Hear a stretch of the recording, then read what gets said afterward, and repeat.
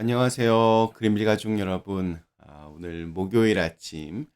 네, 오늘도 이렇게 우리 함께하는 이 하나님의 말씀들을 통해서 우리 안에 있는 신앙인으로서 하나님의 사람으로서의 그런 자존감과 또 자긍심을 회복할 수 있게 되기를 간절히 기원합니다. 자, 오늘 저희는 마태복음 5장 오늘 39절에서 42절의 말씀으로 함께 오늘 이 아침을 시작하도록 하겠습니다. 마태복음 5장 39절에서 42절의 말씀. 나는 너희에게 이르노니 악한 자를 대적하지 말라. 누구든지 내 오른편 뺨을 치거든 왼편도 돌려대며 또 너를 고발하여 속옷을 가지고자 하는 자에게 겉옷까지도 가지게 하며 또 누구든지 너로 억지로 오리를 가게 하거든 그 사람과 십리를 동행하고 네게 구하는 자에게 주며 네게 꾸고자 하는 자에게 거절하지 말라. 아멘. 네, 우리 오늘 읽은 말씀은 예수님의 산상수훈 중에서 이 팔복과 더불어 가장 유명한 말씀 중에 하나입니다.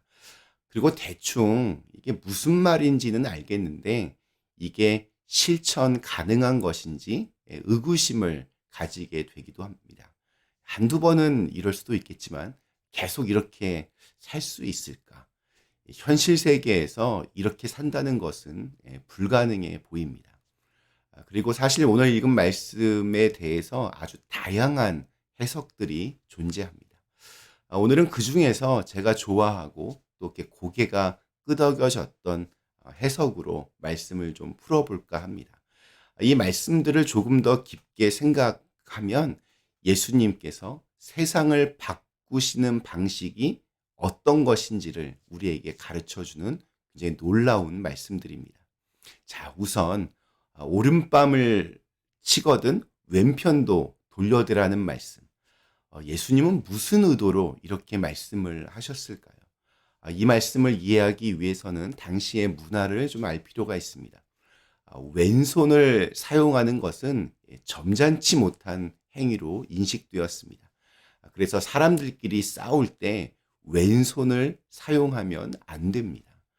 당시 쿰난 공동체에서는 왼손을 사용하는 경우에 열흘 동안 추방을 했고 그 행위에 대해서 참회를 해야만 했습니다. 누군가 제 앞에 있고 제가 그 사람의 오른밤을 치기 위해서는 왼손을 써야 됩니다. 그런데 왼손을 쓰면 안 된다고 합니다. 그러면 남는 방법은 하나입니다. 오른손 손등으로 상대방의 오른밤을 치는 것입니다. 이것은 실제로도 당시에 많이 사용되던 방법이었습니다. 신분이 높은 자가 낮은 자에게 오른손등으로 아랫사람의 오른뺨을 이렇게 경멸하듯이 이렇게 툭툭 때립니다. 까불지 말라고. 그러니까 일종의 모멸감을 주는 행동입니다. 약자로 하여금 이렇게 비굴하게 처신하라는 강자의 좀 이렇게 건방지고 아주 폭력적인 행동입니다. 강자가 오른손등으로 경멸하듯 약자의 오른뺨을 칠 때 그 약자가 가만히 있으면 그것은 비굴하게 그냥 항복하는 일입니다. 근데 그 약한 사람이 자기의 왼뺨을 돌려서 강자에게 여기도 때리십시오 하며 당당하게 맞겠다는 것은 나는 당신의 부하나 똘마니가 아니라는 그렇게 외치는 용기 있는 선언입니다. 오늘 읽은 말씀들은 훗날 비폭력 시민 불복종 운동의 모티브가 되기도 했습니다. 힘과 권력이 있는 사람의 오른손 주먹으로 맞는 것이 오른 손등으로 이렇게 가볍게 툭툭 맞는 것보다 훨씬 더 아플 것입니다.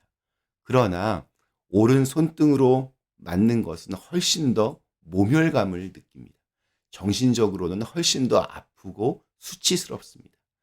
모욕을 주는 사람의 최대 목적은 그 모욕을 통해서 상대방의 자존감이 무너지도록 만드는 것인데 다시 왼뺨을 돌려대는 것은 그 사람이 조금도 흔들리지 않았음을 보여주는 태도입니다. 그런 의미에서 예수님은 비굴하게 살지 말고 당당하게 상대방의 오른손 주먹에 왼뺨을 맞으라고 하십니다.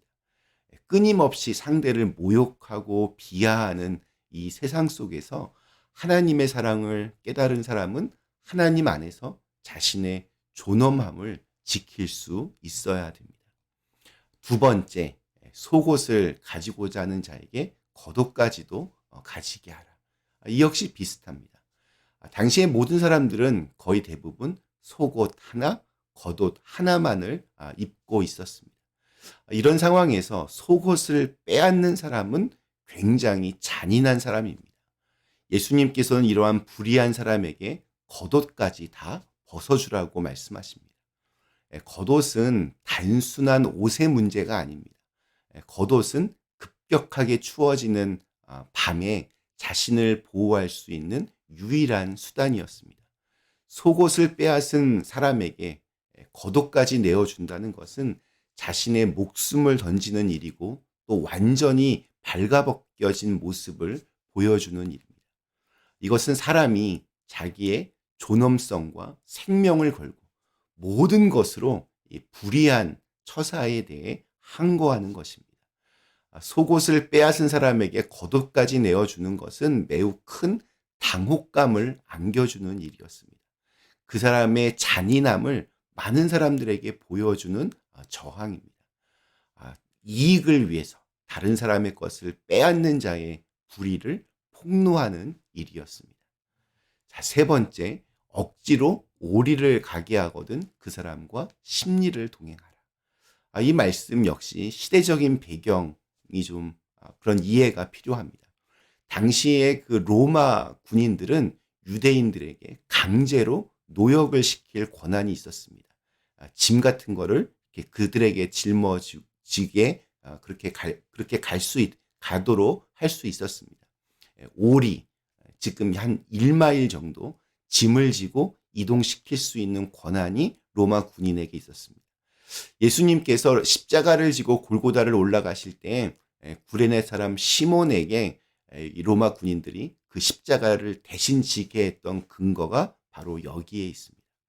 로마 군인이 민간인에게 심리의 노역을 시키는 것은 이건 불법이었기 때문에 그들을 당혹시키는 상황을 가져올 수밖에 없었습니다. 이는 앞서 겉옷을 주는 것과 마찬가지로 평화적인 방법으로 로마 군인들의 불법성을 폭로하고 또 저항하는 그러한 방법이 되었습니다. 자, 마지막으로 예수님께서는 구하는 자에게 주고 꾸고자 하는 자에게 거절하지 말라라는 말씀을 하셨습니다. 성경 주석에 따르면 여기에서 구하는 자, 꾸고자 하는 자는 다시 돌려받을 가능성이 없는 그러한 상황을 뜻한다고 합니다. 누군가가 우리에게 물질을 간청할 때 필요한 것이 있다라고 할 때 오늘 말씀은 거저주라고 그렇게 말씀하시는 겁니다. 앞서 세 가지의 그 말씀들이 주로 사회적 약자들에게 하신 말씀이라면 이 말씀은 돈이 좀 있는 사람들에게 하신 말씀입니다. 그렇기 때문에 이 말씀의 은혜를 받았다고 오늘 여기저기 다니면서 돈을 꿔달라고 하면 안 됩니다. 누군가에게 돈을 꿔줄 수 있는 사람에게 하시는 말씀입니다. 이자를 받아서 이득을 취하지 말고 또 돌려받을 기대하지 말고 나누고 흘려보내어서 이웃의 필요와 아픔을 채워주라는 것입니다. 이건 역시 세상의 기준과 또 상식으로는 좀 말이 되지 않는 이야기입니다. 움켜쥐고 더 많이 갖고 나의 것을 빼앗기지 않고 그러면서 다른 사람의 것을 더 많이 가져오려고 하는 것이 세상의 방식이기 때문입니다. 그렇게 나만을 위해 살아가는 그 세상의 기준과 가치관을 바꾸는 것이 바로 신앙의 힘입니다.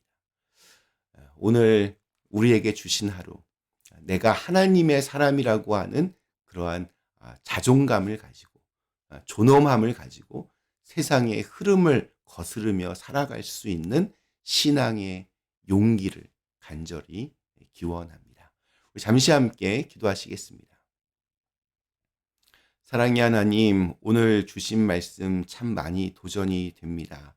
하나님을 믿는다고 하는 것이 그냥 나약하게 사는 것이 아니라 정말 하나님의 사람이라고 하는 그 존엄함을 지키는 것이라는 오늘의 이 말씀들 우리가 가슴에 잘 새겨서 정말 세상의 그 어떠한 것으로도 내 안에 살아 숨쉬는 그 하나님의 숨결을 지켜낼 수 있도록 인도하여 주시옵소서. 예수님의 이름으로 간절히 기도드리옵나이다. 아멘.